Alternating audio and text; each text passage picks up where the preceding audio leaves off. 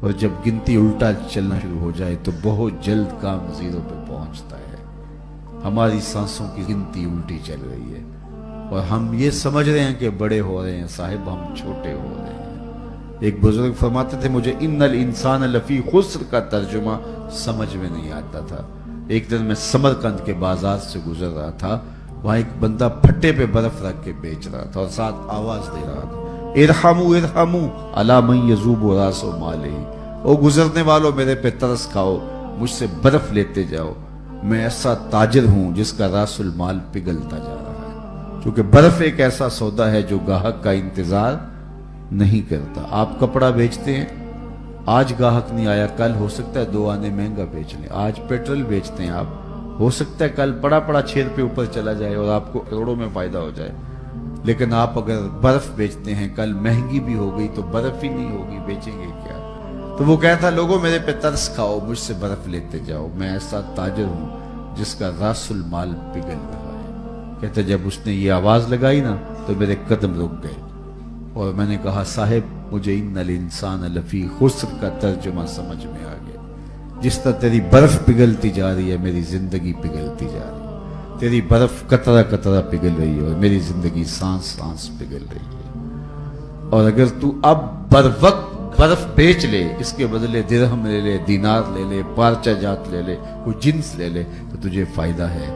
اور میں بھی ان سانسوں کے بدلے درود پڑھ لوں، ان سانسوں کے بدلے قیام کر لوں، رکوع کر لوں، سجود کر لوں، کسی دکھی کے سر پہ ہاتھ رکھ دوں، کسی مشکل میں پھنسے ہوئے شخص کو چھڑا دوں تو یہ میری سانسیں کام آ جائیں گی۔ ورنہ یہ سوئے ہوئے بھی میری زندگی ٹوٹ رہی ہے اور میری سانسیں ٹوٹ ٹوٹ کے مجھ کو کاٹ رہی ہیں، یہ ایک آری ہے جو چیر رہی ہے۔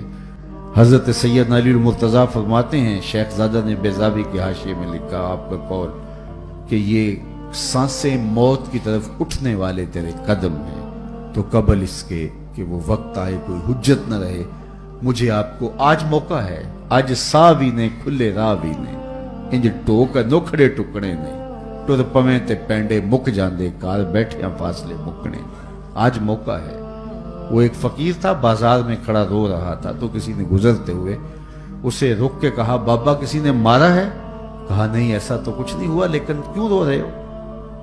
کہا کہ بس گزرتے گزرتے لوگوں کو دنیا میں کھوئے ہوئے دیکھا تو دل میں رحم جاگا، تو میں نے سوچا ان بندوں کی رب کی صلح ہی نہ کروا دوں، تو میں نے اس سے بات کی، آواز آئی لے آ میری چوکھٹ پہ، ایک آنسو پہ سارے گناہ معاف کر دوں گا۔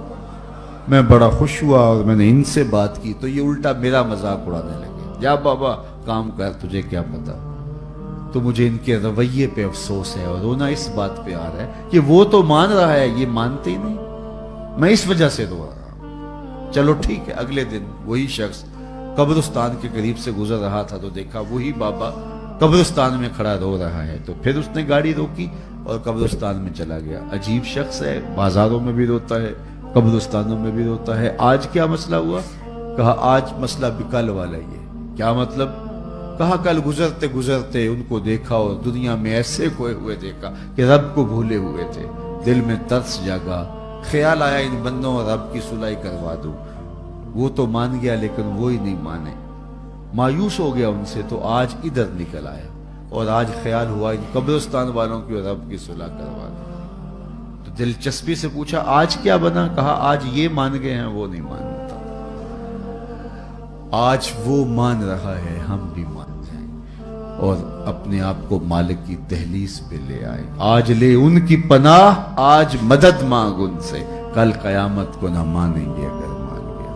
آئیے میں اور آپ اپنی زندگی کو اللہ اس کے رسول کی راہوں پہ ڈال دیں اور ایک ایک سانس ان کے نام وقف کر دیں، عزم کر کے اٹھے آج کے بعد نماز ترک نہیں ہوگی، ذکر کا چراغ روشن رکھیں گے، قرآن مجید سے وابستگی ہمارا مزاج حیات رہے گا، جئیں گے تو حضور کے لیے، مریں گے تو حضور کے لیے، پھر یہ دنیا بھی ہماری ہے، آخرت بھی ہماری ہے۔ اللہ مجھے آپ کو اپنی پناہوں کا نور دے۔ چلو سیکھیں قرآن، چلو سیکھیں قرآن، کیسا ہے اجر سنا ایک حرف قرآن جو پڑھے، کیسا ہے اجر سنا ایک حرف قرآن جو پڑھے، ایک نیکی ایسی ملے اس کے جو برابر ہے. قرآن پاک کا پڑھنا، دیکھنا، سننا سب باعث ثواب. اس کے احکامات پر عمل کرنا مومنوں کے لیے باعث نجات.